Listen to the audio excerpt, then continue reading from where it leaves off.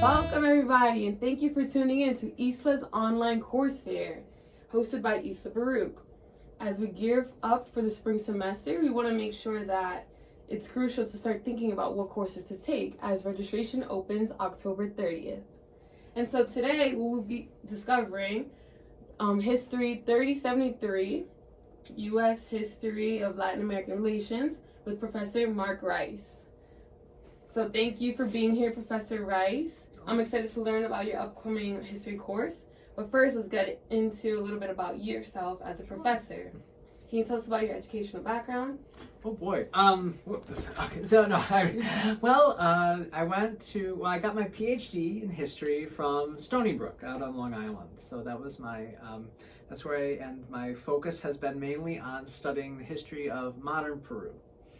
But I consider myself a Latin Americanist, so I tend to focus on the region as a whole, which is great because, many things that occur in the Andes can't be understood without a broader sense of what's going on in the hemisphere. And in many ways, understanding U.S.-Latin American relations is really great because it really does look at the hemisphere as one unit that's intertwined and involved with itself.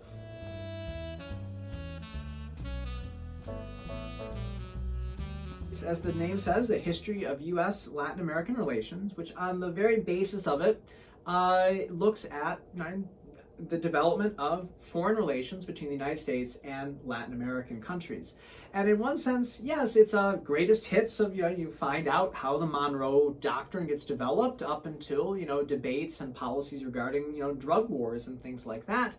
But more important, I didn't think not more importantly, but alongside that, the course also tries to break down this dichotomy between the U.S. and Latin America. Often in our political discourse, Latin America sometimes gets held up almost as like this funhouse mirror to the United States, and we hear phrases like banana republics and how it's like, well, Latin America was the place, they both get independence at the same time and go on these divergent paths. But I like to argue that that really isn't so much the case, that actually the United States and Latin America have very important commonalities, a relationship to the Atlantic slave trade, a relationship to underdevelopment, the question of how do you create democracies out of multi-ethnic societies. These are challenges that both of these places face.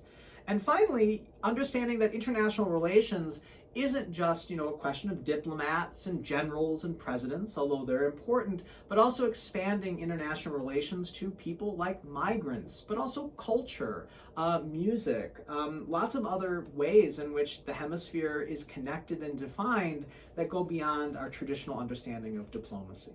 And as the United States becomes demographically and politically, have a lot more and more has these commonalities with Latin America. I think understanding how Latin American countries have handled these important questions about inequality, development, inclusion, and in some ways how they've failed at it or tried to reconcile it. That's important lessons, that provides important lessons for all of us as citizen scholars at Baruch. What are you most excited to teach about in this course? There are one nice thing about you teaching international relations is that because the types of people that often have to be these interlocutors often are inherently interesting people. They have interesting biographies. And one thing, while history obviously is important to look at big structures, it is kind of fun sometimes to look at the personal experience because that's what history allows us to do. It is the history of people.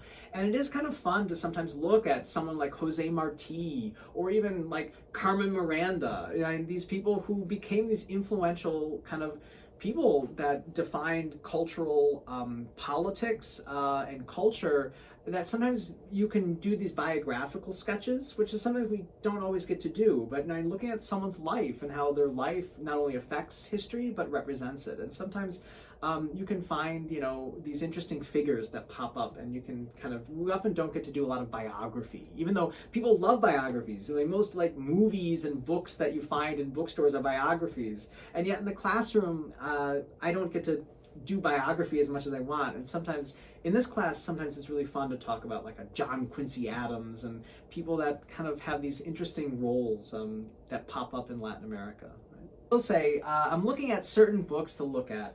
And I haven't decided exactly on them, but usually I like to recommend, especially at a course like this, 2, maybe 3, what we call historical monographs. So these are not like a textbook, it's like a more specialized book. I mean, I probably won't assign this book, but for example, here's an example one. It's called A City on a Lake. It's about the growth of Mexico City, right? So kind of a more focused book. So something like this, which we learn to read and analyze. A nice thing about kind of elective courses, once you move beyond like the 1000s, is that we get into, because the classes get smaller, we get to look at not only history as a discipline, but as a way of understanding. So so we'll usually do a few more attentive readings. Ones that are guided. I'm not throwing anyone into the deep end, but actually I think students actually in the past really like to do things like discussion, and rather than being passive kind of listeners to a lecture, we read books and then you get to discuss them and share your viewpoints. Another really nice thing about a course like this is that I get to hear from students a lot more than at like an introductory level. So that's kind of what the class is going to look like format-wise. The Fulbright experience. So we have Daniela Torbillo, who is actually on a Fulbright in Mexico for a binational business award. Yep. Shout out to Daniela. And so, did you also have an experience in Fulbright, and how was that? I did. Well, it was been a year and a half ago. I got a Fulbright award, and actually, what's really cool about Fulbright is that it's an interesting academic initiative that unites people ranging from professors to graduate students to undergrads, and with this goal of doing on-site work. So I received a Fulbright fellowship to go to Peru to teach and do research on a book that I'm working on about Peruvian history and infrastructure construction. So looking at the building of transportation networks in Peru, which the main idea is not just looking at it as an engineering project, but actually roads and rail and things like internet and communications. These become really important in creating modern nations. And so what the Fulbright allowed me to do was to basically do research in Peruvian archives, looking at engineering reports, but most importantly how towns and villages are saying, we want this road, we want this telegraph line, and how they're using that to start asking things from the state to get access to markets. So it's looking at something like engineering as not just something that's on a blueprint, but as a political project. Check out the Fulbright fellowships and programs at any level where you are in study, because they are really they're challenging but very rewarding, and they're definitely worth checking out.